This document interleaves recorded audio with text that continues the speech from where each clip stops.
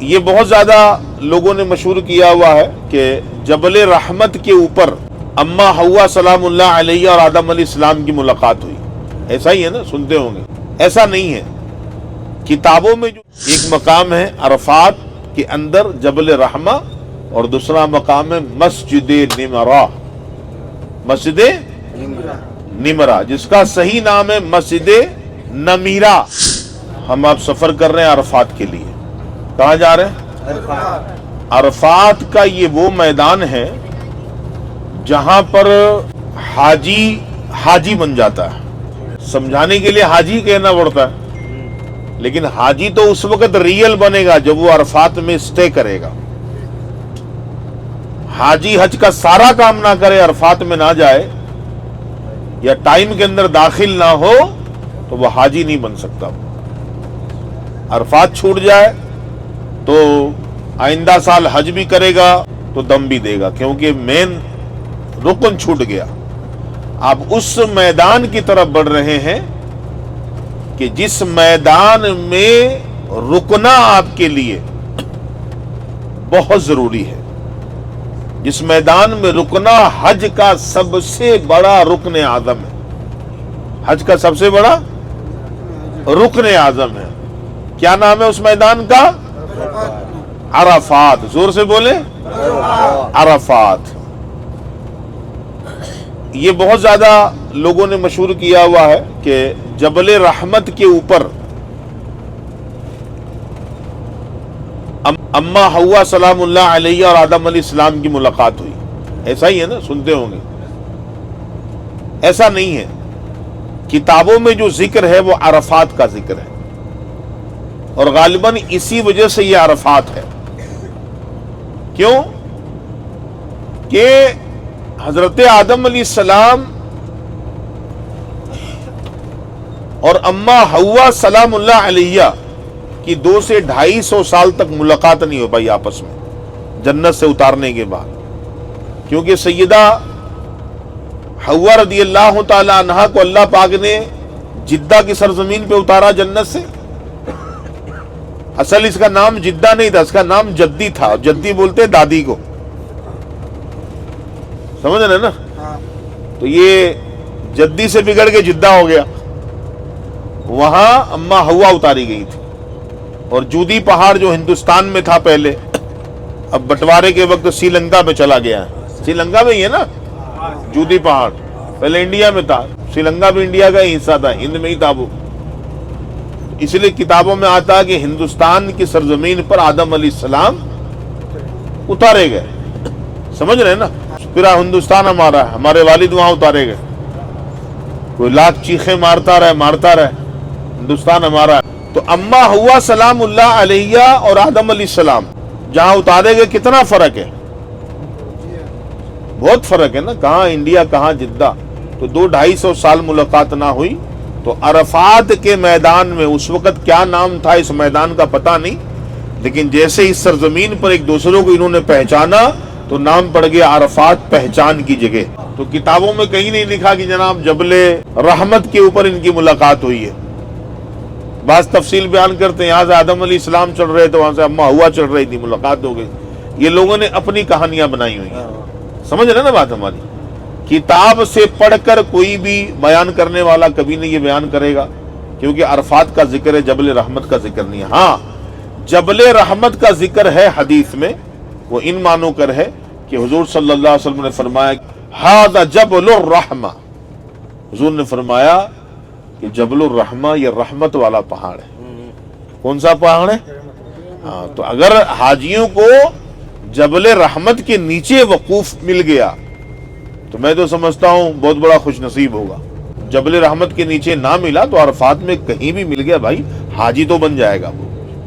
لیکن عرفات میں 2 مقام ایسے ہیں جن مقام سے خاص رسول اللہ صلی اللہ علیہ وسلم سے نسبت حاصل ہے.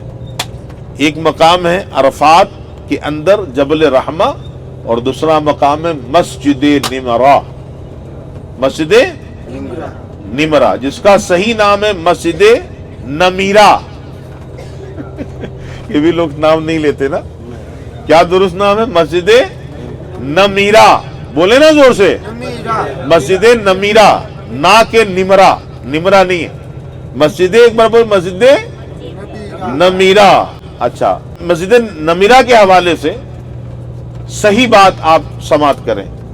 اس کی ہسٹری کیا ہے؟ دیکھیں, جب عرفات کے میدان میں سید عالم صلی اللہ علیہ وسلم تشریف لائے تھے تو حضور کے پیارے پیارے صحابہ نے ایک چھوٹا سا چھجا نما خیمہ بنایا تھا, لکڑیاں گاڑ کے اوپر چھان ڈالی ہوئی تھی, چھجا نما خیمہ تھا, ہے نا. تو حضور نے اس خیمے کے نیچے آرام فرمایا. جب امام الانبیاء نے اس خیمے میں آرام کر لیا, یہ حج پہ آنے والوں کے لیے سنت ہے کہ خیمے کے اندر آرام کرے. اگر حضور صلی اللہ علیہ وسلم نے ایسا نہ کیا ہوتا تو آج امت کو کتنی دشواری ہوتی. خیمہ نہیں ملتا آپ کو, کھلے آسمان کے نیچے رہتے آپ کی پریشان ہوتے نا. تو میرے آقا کریم کی کسی بھی سنت میں پریشانی نہیں ہے, راحت ہی راحت ہے. کیا ہے؟ زور سے بولو نا, راحت ہی راحت. 2 گھٹ پانی پی کے آپ کے سامنے بول رہا ہوں میں. آپ تو ہو سکتا کہ آپ بھی گئے, آواز آپ کی نہیں نکل رہی. راحت ہی راحت ہے. تو اللہ نے بھی فرمایا نا قرآن میں, لقد کان لکم فی رسول اللہ اسوۃ حسنہ, بے شک رسول اللہ کی زندگی تمہارے لیے بہترین نمونہ ہے. تو اب چھجا نما خیمے کے نیچے حضور نے عرفات میں وقت گزارے دھوپ میں, اور آپ کے خیمے میں تو ایسیاں لگی ہوتی ہیں. تو فضول باتوں میں نہ الجھے.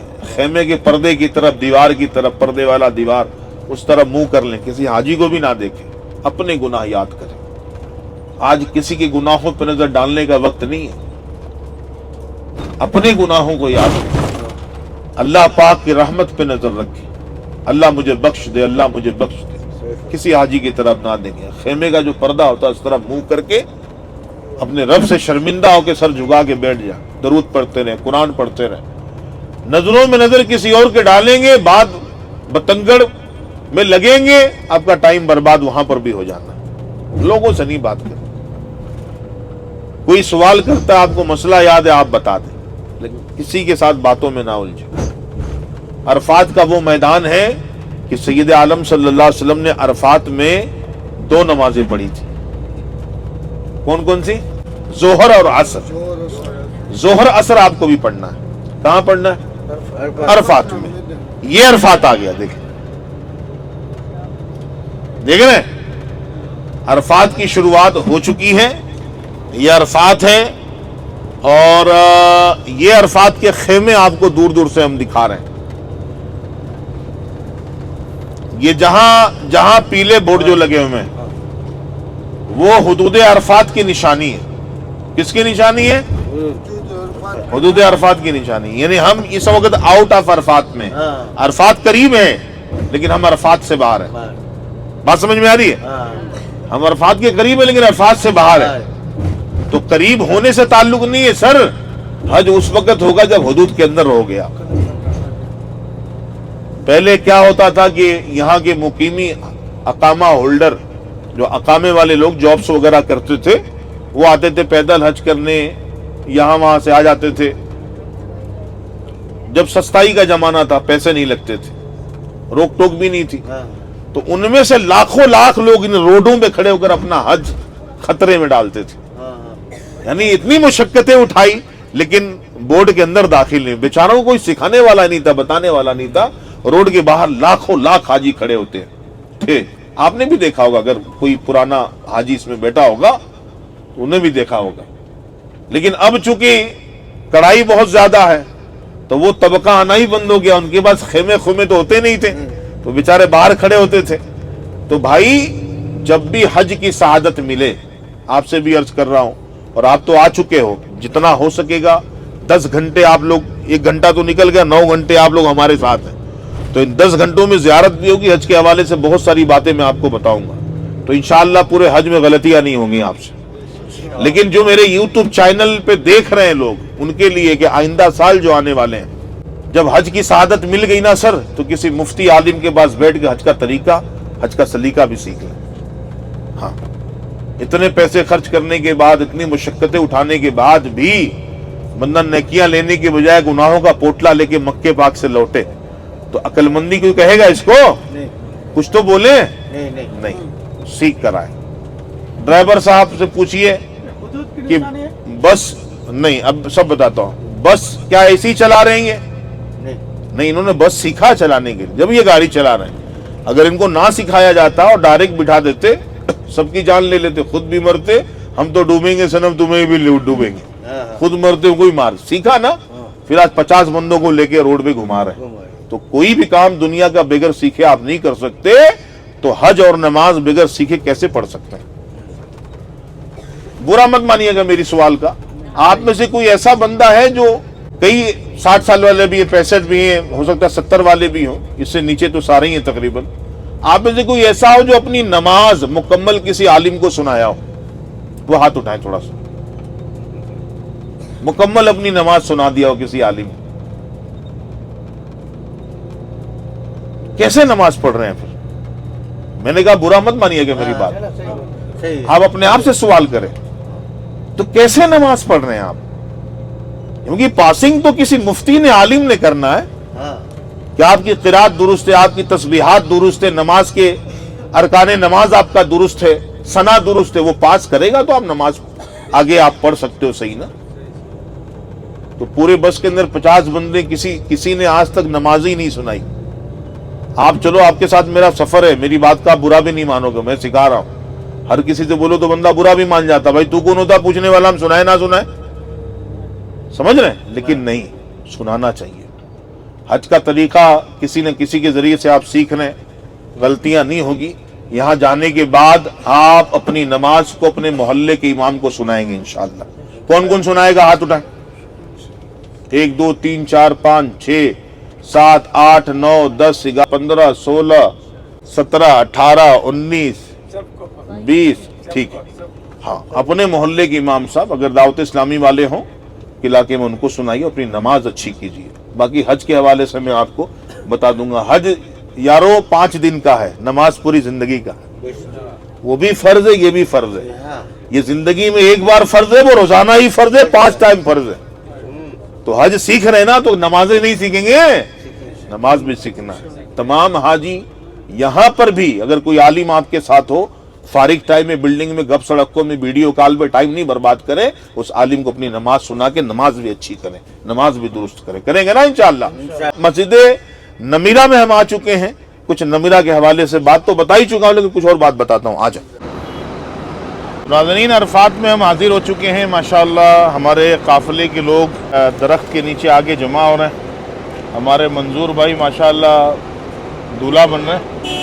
हज़रत, निकाह की तरकीब तो नहीं है? नहीं, अच्छा, हज की तैयारी है। अच्छा, नमीरा के हवाले से बहुत सारी बातें मैंने आपको लीड कर दी है बस के अंदर, है ना? ऐसा ही है ना कि इस मकाम पे हुजूर सल्लल्लाहु अलैहि वसल्लम के लिए सहाबा ने सबसे पहले छज्जा नुमा खेमा बनाया था।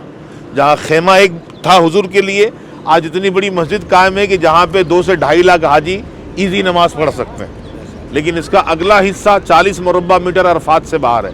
अब जिसको इसमें वकूफ़ करना है, उस हवाले से केयरफुल होकर वकूफ़ करना है कि ऐसा ना हो कि हजी हमारा ख़तरे में आ जाए। 40 मुरब्बा मीटर इसका आगे का जो है अरफात से बाहर है, तो वो निशानदेही लोग बता देंगे किसी के ज़रिए से, आप पूछ के अंदर वकूफ़ करेंगे तो। अगर यहाँ का मौका मिलता है तो नसीब की बात है, क्योंकि अरफात में ये 2 मकाम है, नमीरा और जबल रहमा, जिस मकाम से ख़ास रसूल कायनात सल्लल्लाहु अलैहि वसल्लम से निस्बत हासिल है ना? तो इस मकाम पे अल्लाह ने हज से पहले ही आपको बुला लिया और दिखा दिया। तो 2-2 रकात नमाज आप पढ़े यहाँ पे। और जिनका वजू नहीं है, तो मेरे ख्याल से पानी अगर वहाँ चालू हुआ होगा तो वहाँ कर ले, अगर पानी नहीं चालू होगा तो 2 रियाल का पानी ले लें, 2 बोतल में 2 बंदे कर लेते हैं, ठीक है? अगर ख़रीद के आप वजू करते हैं, खुदा की कसम ये 2 रियाल भी सदका आपके लिए, समझ रहे हैं? अगर जिसका है वो कर ले, जल्दी 2-2 रकात पढ़े और गाड़ी में आ जाए। देखिए, हमारी जो ज़ियारत है वो बहुत ज़्यादा है। अभी तक हम आपको वो ज़ियारतें करा रहे हैं जो आम गाड़ियाँ वाले लेकर आते हैं, लेकिन इस मकाम पे आप देख लें, अपनी एक बस खड़ी है, एक बस ये है। इसके अलावा दूसरे लोग यहाँ पे हैं नहीं, है ना? सारी बसें आपको जबल रहमत पे नज़र आएगी, इधर नहीं आएगी। तो ये ख़ास चूँकि आप विज़िट कर रहे हैं इसलिए हम लेकर आए। इसके अलावा भी कई जगह आप होंगे, आप ही होंगे, दूसरा कोई नहीं होगा वहाँ पे। 2-2 रकात पढ़ कर आए, फिर इंशाअल्लाह अगली तकरीर हम करते हैं, आपको सुनाते हैं।